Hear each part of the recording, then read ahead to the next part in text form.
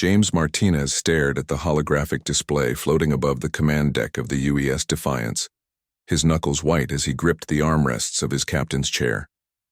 The message from the Galactic Council had arrived 3 hours ago, and its content still burned in his mind like acid. "Captain," Lieutenant Lischen called from her position at the communications console, her voice carefully controlled despite the fury blazing in her dark eyes. "We're receiving similar reports from all human colonies. The Council's ultimatum is universal." The ultimatum. James almost laughed at the absurdity of it. After 2 centuries of humanity playing by the Council's rules, bending over backward, to prove they belonged among the stars, the alien coalition had finally shown their true colors: complete surrender of human military assets, relocation of all human colonies to designated preservation zones, and the placement of Council overseers on every human world. In other words, slavery dressed up in diplomatic language. "Any word from Admiral Rodriguez at Sol Station?" James asked, though he already knew the answer from Lisa's expression. "The Sol Defense Fleet has been neutralized, sir. The Council's enforcement armada used some kind of neural disruption weapon. Our people are alive but completely incapacitated." Lisa's fingers trembled as she read the report. "They're demanding we stand down within 6 hours, or face the same fate." James stood and walked to the main viewport, gazing out at the scattered lights of New Kyoto colony below. 50,000 humans called this world home. Farmers, scientists, artists, children who had never known the constraints of Earth's gravity. The Council wanted to cage them all, reduce humanity to a curiosity in an alien zoo.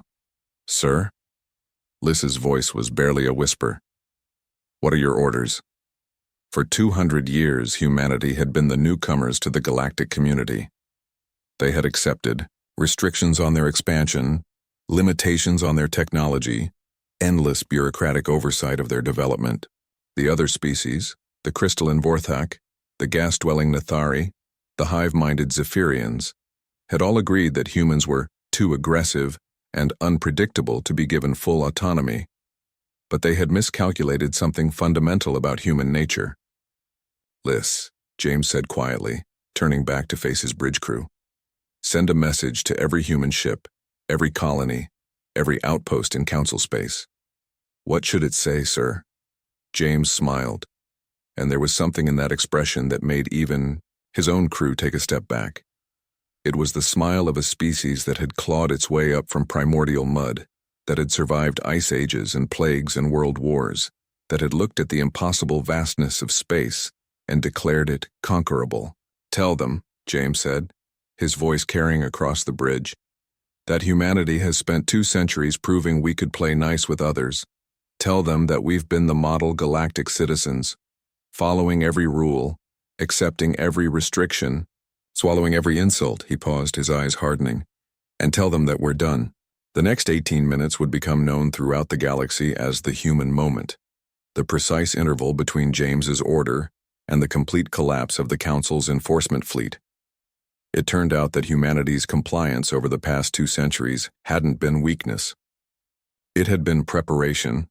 Every research station had been a weapons development facility. Every agricultural vessel had concealed military-grade systems. Every civilian ship had been designed for rapid conversion to combat status.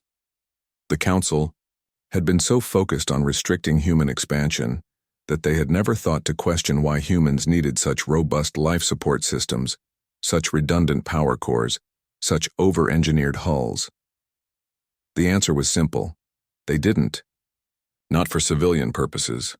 Liz watched her tactical display with growing amazement as human ships across 3 sectors suddenly revealed their true capabilities.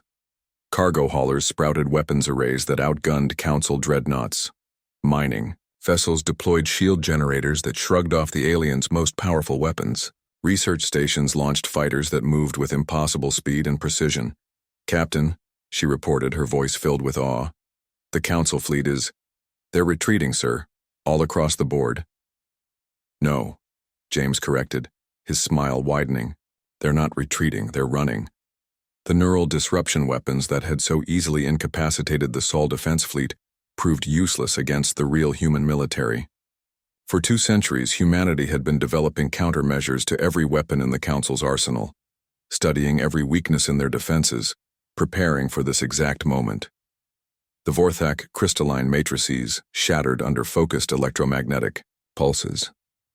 The Nathari gas ships imploded when their atmospheric seals were breached by human nanoprobes.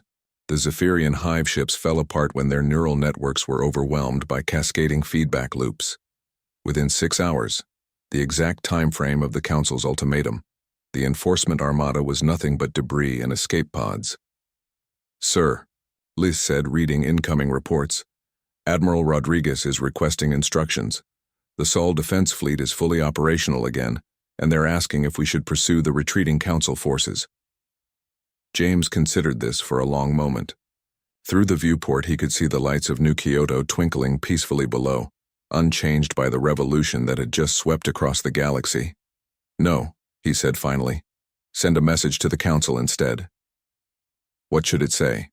James settled back into his captain's chair, his expression calm now, almost peaceful. "Tell them that humanity withdraws from all Council treaties and agreements. Tell them that human space is now closed to Council vessels. And tell them that if they ever threaten a human world again, ever, they'll discover exactly why their ancestors were wise to fear the dark between the stars." He paused, then added with quiet finality, "Tell them that humanity is no longer asking for permission. The galaxy would never be the same."